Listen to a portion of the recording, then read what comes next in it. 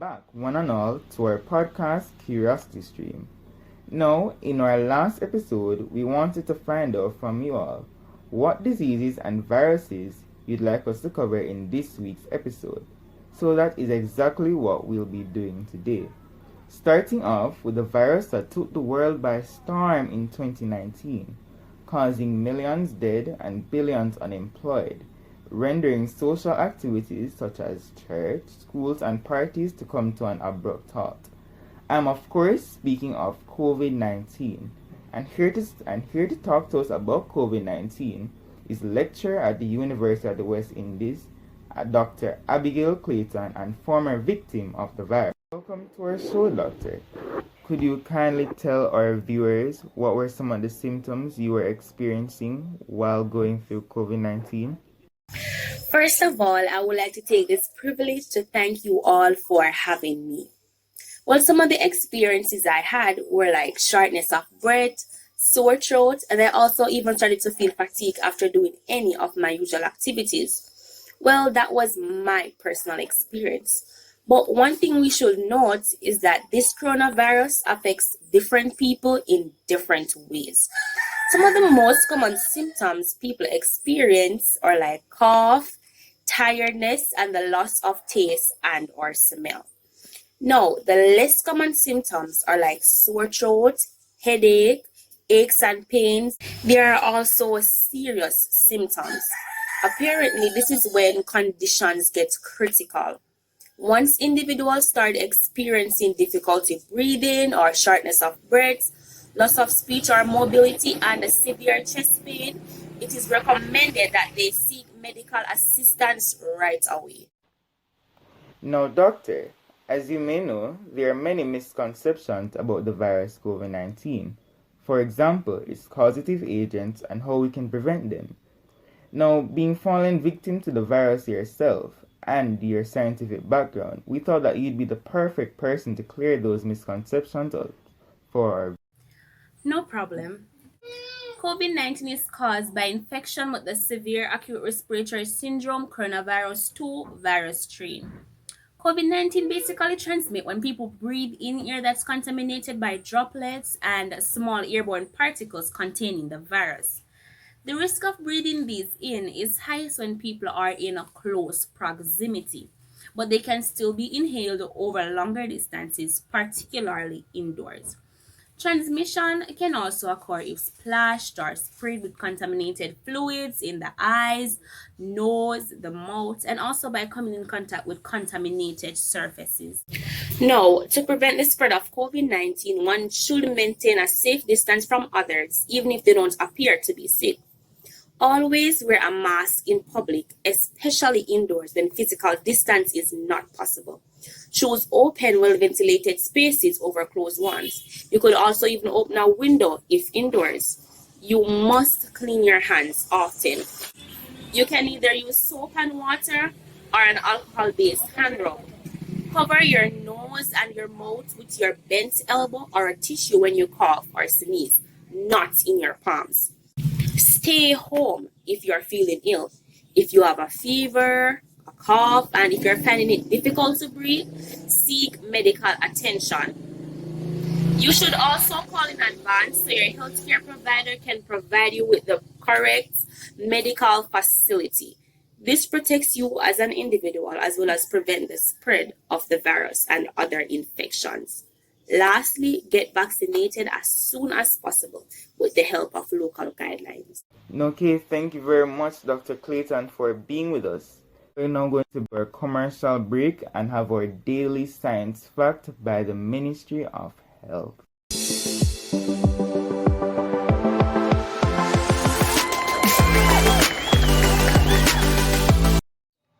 Many people confuse the coronavirus with influenza or flu, but influenza is a disease caused by a virus infecting the respiratory tract. These viruses are influenza B virus, influenza C virus, influenza D virus, which is usually found in animals. Ways you can catch influenza or ways it passes from person to person is It is spread mainly by droplets made when people with flu cough, sneeze, or talk. Ways to know if you have influenza signs and symptoms are coughing, if you have a fever, runny or stuffy nose, sore throat, if you're fatigued, have headaches, muscle or body aches, and vomiting and diarrhea, which is more common in children than adults. Ways you can prevent influenza is to avoid close contact with people who are sick, stay home when you are sick, cover your mouth and nose, clean your hands, avoid touching your eyes, nose, or mouth, and practice other various good health habits.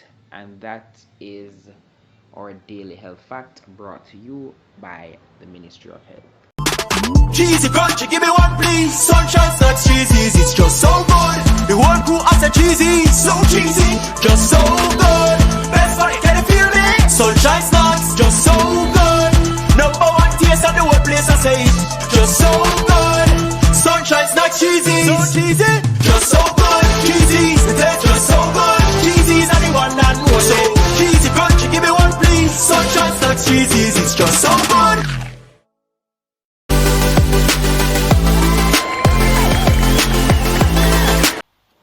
And we are back, folks.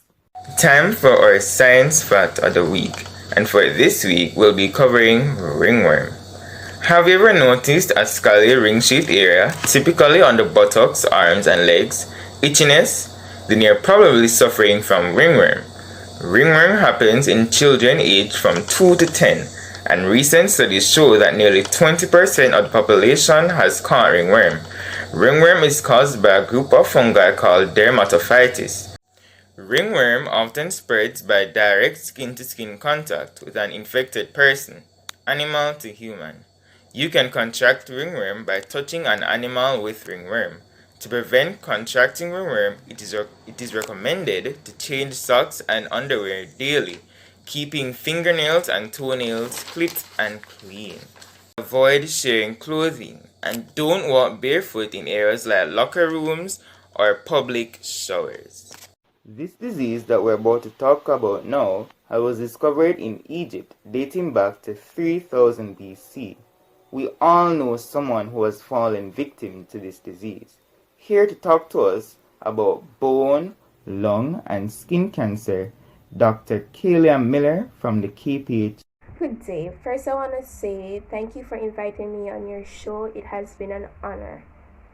As you said, I'll be talking about skin, bone, and lungs cancer. As we all know, skin cancer is a disease in the skin. A causative agent of skin cancer is ultraviolet light. For example, the sunlight. So stay away from the sun, guys. A method of transmission is it spread from where it began by getting into the lymph system. Signs and symptoms you'll be experiencing if you have skin cancer are large brownish spot with dark sparkles, a mole that changes in color, a painful spot that itches or burns. There are many ways you can prevent skin cancer. You can stay in the shade, you can wear clothing that cover your legs and arms, wear a hat that have a wide brim that cover your ears, your head, your face, your neck. You can wear sunglasses that wrap around and block UVA and UVB rays. Use a broad spectrum sunscreen with a sun protection factor of 15 or higher. Guys, don't think that skin cancer is catch when you're beside of a person who has skin cancer. No, it does not transmit like that, okay? So as I said before, those are the ways you can prevent yourself from catching skin cancer, okay? So now I'll be moving on to lung cancer. A causative agent of lung cancer is something we all know, which is smoking tobacco. I'm sure you all see a lot of your neighbors smoke tobacco. A method of transmission of lung cancer is Cancer cells can grow into surrounding health tissues. Signs and symptoms that we may experience are coughing up blood, pain when breathing or coughing, lack of energy, chest infections that keep coming back, cough doesn't go away after 2 or 3 weeks. So how can we prevent lungs cancer is by avoid smoking. And if somebody's smoking around you, move away. Eat a full diet of fruit and vegetables. Exercise more days of the week. And if you are smoking, stop it because it's not good for your health. So now I'll be moving on to bone cancer. So causative agency of bone cancer are mostly unknown. A small amount is linked to hereditary factors and radiation exposure. So method of transmission for bone cancer, we are not sure yet why it spread to the bone instead of the liver.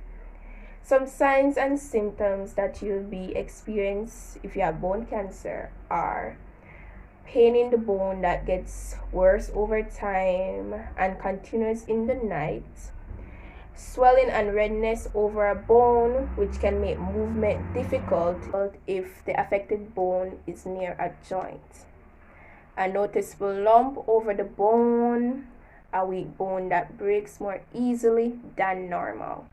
How to prevent bone cancer? So there's no known way. So early detection offers a best chance for successful treatment.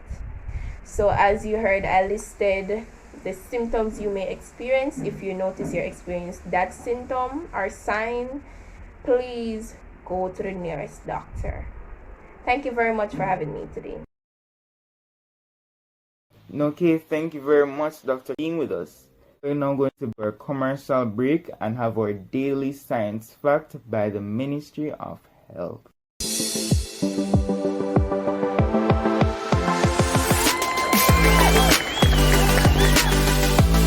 My name is Dr. Ricketts, a representative from the Ministry of Health, and today I'm here to talk about malaria. Malaria is caused by the Plasmodium parasite. There are many different types of Plasmodium parasites, but only 5 types cause malaria in humans. Usually people get malaria by being bitten by a female infected Anopheles mosquito. Only Anopheles mosquitoes can transmit malaria, and they must have been infected through a previous blood meal taken from an infected person. Signs and symptoms of malaria may include fever and flu-like illness, include shaking, chills, headaches, muscle aches, and tiredness. Nausea, vomiting, and diarrhea may also occur. To prevent malaria, you should stay somewhere that has effective air conditioning and screening on doors and windows. Use insect repellents on skin and in sleeping environments. 3. Closing mosquito nets, tents, sleeping bags, and other fabrics with an insect repellent. The causative agent for cholera is bacteria. The method of transmission for cholera is by drinking water or eating food contaminated with cholera bacteria. If you or anyone you know have these symptoms such as vomiting, thirst, profuse water diarrhea, rapid heart rate, restlessness or irritability, loss of skin elasticity, dry mucous membranes, and low blood pressure, they are potentially suffering from cholera. To prevent catching cholera, it is advisable to make sure to drink and use safe water to brush your teeth, wash and prepare food, and make ice. Wash your hands often with soap and safe water. The use of latrines. Cook food well, especially seafood. Keep it covered and eat it hot. Peel fruits and vegetables. And lastly, clean up safely in the kitchen and in places where the family bathes and washes clothes. Gonorrhea. Gonorrhea is a sexually transmitted disease caused by infection with the Neisseria gonorrhoeae bacterium. Gonorrhea can be transmitted through sexual contact with the penis, vagina, mouth, or anus of an infected person. Gonorrhea can also spread from the mother to child during childbirth.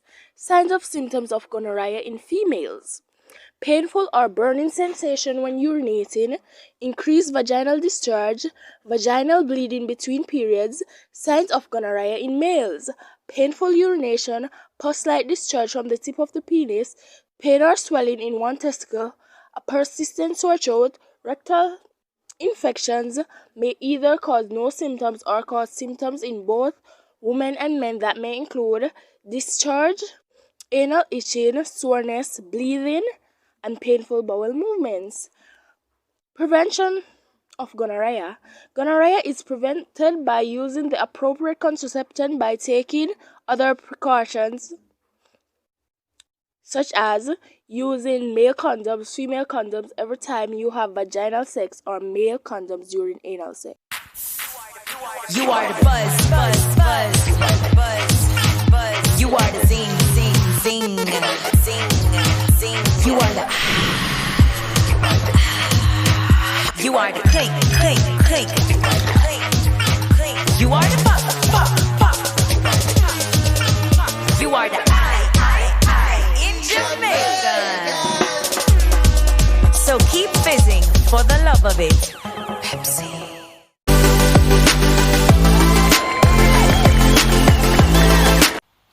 And we are back, folks. The early days of the AIDS epidemic was a very scary time indeed, from the 1980s to the 1990s, as AIDS made its way around the world globally. Back then, being diagnosed with AIDS was like getting a death sentence.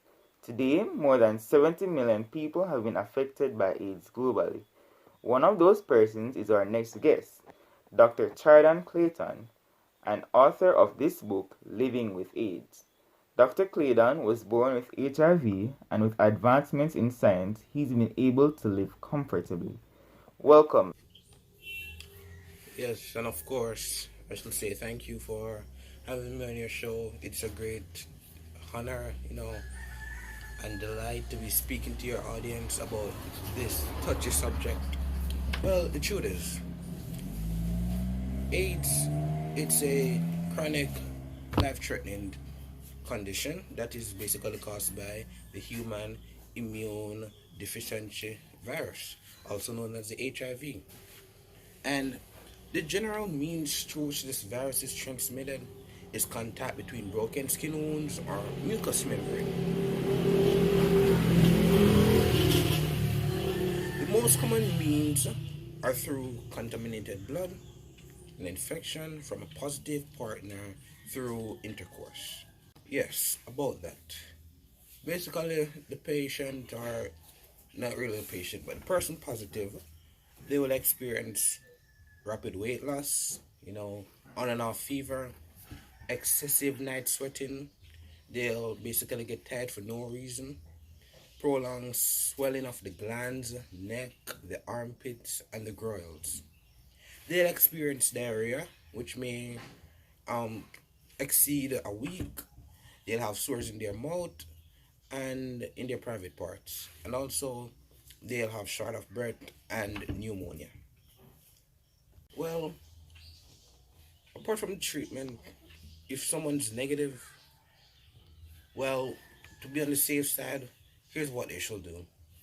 They should use contraceptives the right way, and they should get tested often. They can practice abstinence, and the most fundamental part is that their partner tested.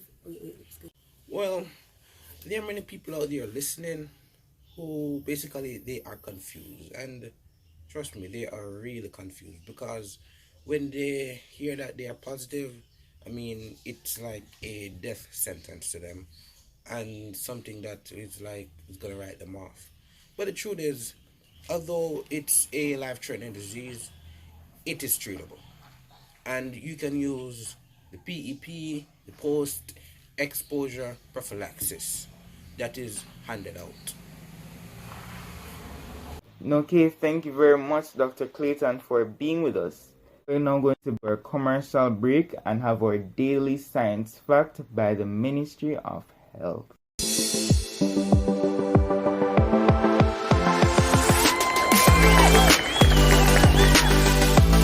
Pneumonia. Pneumonia is caused by viruses, bacteria, and fungi.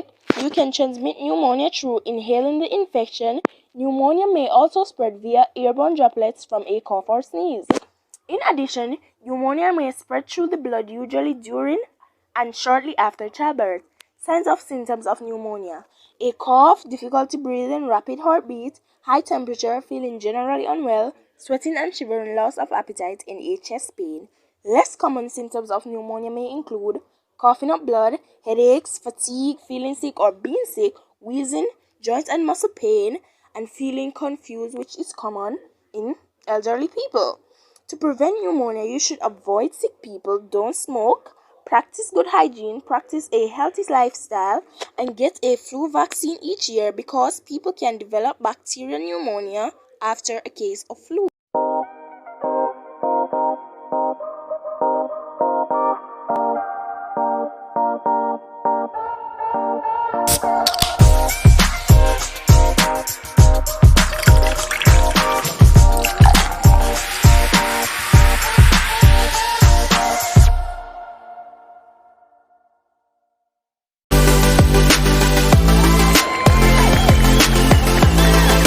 And that was our show, Curiosity Stream, where your curiosity is our concern.